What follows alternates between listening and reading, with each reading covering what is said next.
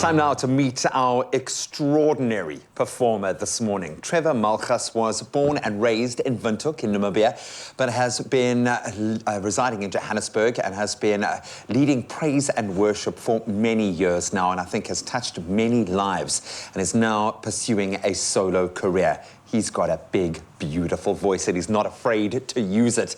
It's been a long time coming, and back in studio to tell us about the road so far is Trevor himself. Ladies and gentlemen, Mr. Trevor Malgas in the house. I love it because whenever I hear you sound check, it's like jaw drops to the ground, like, wow. You've been blessed with a gift, man. Yeah. Is that a responsibility?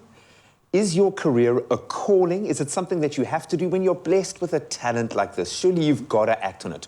When did you feel that push to say, okay, this is what I need to be doing? Because as I understand it, you've been singing for most of your life. Yeah, absolutely. I started singing at about 8 years old.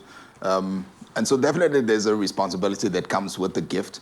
And to me, it's definitely a calling. It's my ministry. It's not just about singing. For sure. It's not just about performing. You know, so it's about touching people's lives through the ability that I've been given. So to me, it's a form of evangelizing through singing, you know.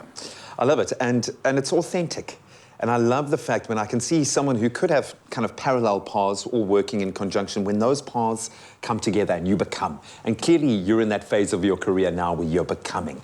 Absolutely. That being said, you've got this tool that you can use, that you can take in pretty much any direction, I would imagine, when you look at your voice. How would you describe the music that you enjoy singing the most? Do you have a style?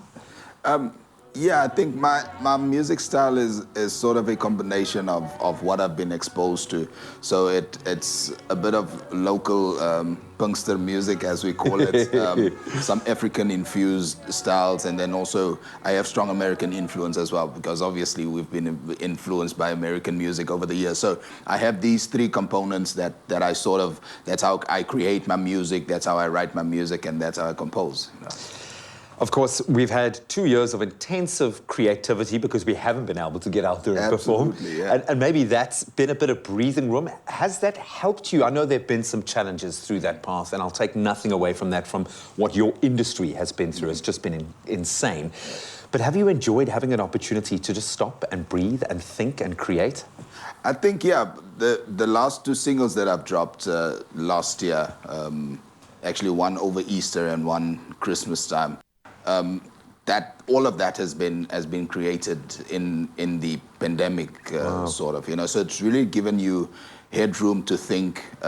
Although you've been in lockdown, it sort of forced you to now sit and create and see what you can come up with, and it's given me the space to really create, and it's been awesome. Yeah. No, I'm a firm believer that once we've recovered from the knock, let's be honest, financially, once this and our industry went through a similar sort of journey of kind of utter devastation, now that we're coming out of that dark cloud, you're starting to see the silver lining, excuse the pun, but I think it's going to be better than it's ever been before.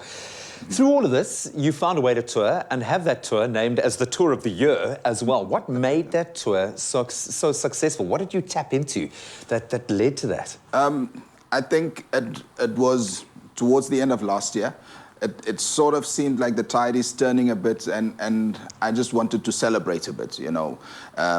People have been confined to their homes, etc. So we wanted people to come out a bit. There has been space to maneuver around, and we wanted to call people out. So we did a tour in Gauteng and in the Northern Cape, you know, just exposing people to our music and so on. And it's been awesome. The reception has been great, and we appreciate the moments that we could have had through that. Don't we appreciate a crowd even more now? Absolutely, yeah. Now we really don't take it for granted. Give me 5 people and I will be happy. That's an audience. Finally, I've got to ask, what's the next big thing for you? What are you focused on right now? Look, we obviously it's Easter coming up. We got Easter. I'm joining up with a group of or a network of churches, celebrating Easter with a conference, and then also we're planning to do more things obviously it's winter now and it's difficult to do shows, etc. But come 1st of September, we're trying to do a couple of shows, and we're also planning a big festival towards the end of the year.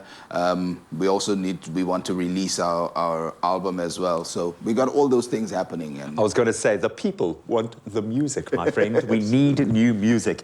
I'm not joking when I say your jaw is going to be on the floor when you see this gentleman perform in just a moment. He's got a calling, and it's called him here this morning just for you. I like to think it's for me, but it's mainly for you guys. Don't move a muscle. Trevor's going to be performing throughout the show this morning. Wishing you a very happy Easter, my brother. Same to you, brother. I hope it's the most blessed time for you, and likewise for you guys at home. And if you're looking for a way to tap into that spirit this Easter, he is your man.